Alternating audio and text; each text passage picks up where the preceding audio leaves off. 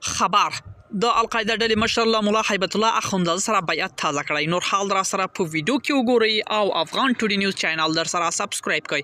په سلامونو محرکلی کوم د ملګرو ملتونو بندیزونو څارنې او ارزونې کمیټې په خپل تازه ریپورت کې ویلي چې طالبان القاعده ډلې لا هم ټینګې اړیکې سره لري. د راپورونو راځي چې که څه هم د افغانستان له نړیوال ټولنې سره ژمنه کړې چې له ټولو ترهګرو ډلو سره به اړیکې پرې کوي، خو دوی داسې شواهد موندلي چې ښیي دا دوه ډلې پخوانۍ څیرنه ټینګې اړیکې لري او یو بل سره تماسونه لري.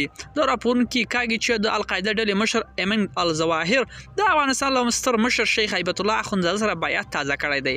د افغانستان تازه تړاو که څه نه دی ویلي، خو وړاندې تر دې هم په وار ویلي چې دوی د سیمې او نړۍ له هیوادونو سره دوه اړخیزه درناوی پر بنسټ ښې اړیکې غواړي او ډاډ ورکوي چې له افغان خاورې به هیڅ چاته ګواښ نه کیږي.